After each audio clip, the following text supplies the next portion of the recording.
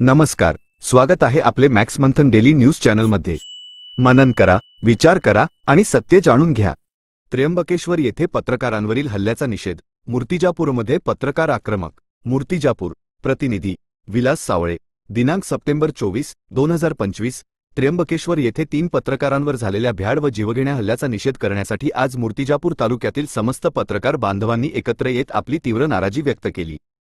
या घटनेचा निषेध म्हणून राज्याचे मुख्यमंत्री यांना उपविभागीय अधिकारी यांच्यामार्फत निवेदन सादर करण्यात आले। या गंभीर घटनेच्या विरोधात मूर्तिजापूर येथील सर्व पत्रकार बांधव उपविभागीय कार्यालयाबाहेर एकत्र जमले आणि त्यांनी जोरदार निषेध व्यक्त केला। यावेळी बोलताना पत्रकारांनी लोकशाहीचा चौथा स्तंभ मानल्या जाणाऱ्या पत्रकारितेवर असे हल्ले होणे ही अत्यंत गंभीर बाब असल्याचे म्हटले। अशा घटनांमुळे लोकशाही मूल्यांना धोका निर्माण होत असून पत्रकारांना भयभीत करण्याचा हा प्रयत्न असल्याचे त्यांनी स्पष्ट केले। 20 सप्टेंबर 2025 रोजी त्र्यंबकेश्वर येथे वृत्त संकलन करण्याकरिता गेलेल्या वृत्तवाहिनींच्या पत्रकारांवर तेथील काही गुंड प्रवृत्तीच्या इस्मांनी जीवघेणा हल्ला केला, ज्याच्या मध्ये तिघही पत्रकार गंभीररित्या जखमी झाले। ज्यावेळेस त्यांच्याजवळ कॅमेरे आहेत, त्यांच्या गाड्या लागलेल्या आहेत मोठ्या मोठ्या, आणि हे माहिती आहे की हे पत्रकार आहेत, हे वृत्त संकलन करण्याकरिता आलेले आहेत, असं असताना देखील त्यांच्यावर जीवघेणा हल्ला करणे म्हणजे कुठेतरी हा लोकशाहीवर हल्ला करण्यासारखा आहे।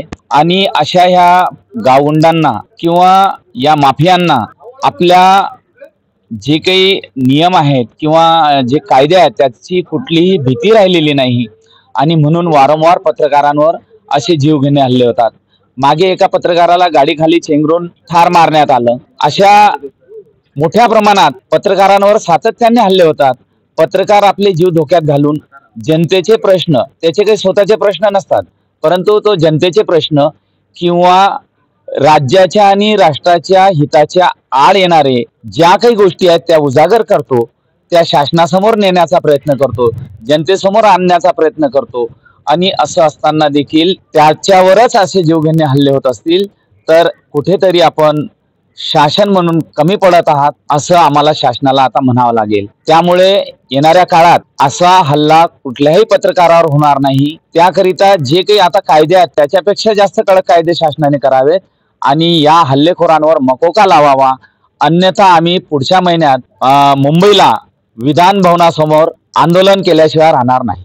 पत्रकारांनी मुख्यमंत्र्यांना पाठवलेल्या निवेदनात हल्लेखोरांवर कठोर कारवाई करण्याची मागणी केली। तसेच पत्रकारांच्या सुरक्षिततेची हमी देणारा कायदा तातडीने लागू करण्याची विनंतीही करण्यात आली। या निवेदनावर मूर्तिजापूर तालुक्यातील सर्व पत्रकार बांधवांच्या सह्या आहेत। सर्वांनी एकत्र येऊन या घटनेचा जाहीर निषेध केला आणि भविष्यात अशा घटना पुन्हा घडू नयेत यासाठी सरकारने ठोस पावले उचलावीत अशी अपेक्षा व्यक्त केली। आजच्या बुलेटिनमध्ये इथेच थांबूया। अधिक बातम्यांसाठी पाहत रहा मॅक्स मंथन डेली न्यूज। नमस्कार। मॅक्स मंथन न्यूज मध्ये आपलं सहर्ष स्वागत। चॅनल आवडला असेल तर लाईक करा, शेअर करा आणि सबस्क्राइब करा।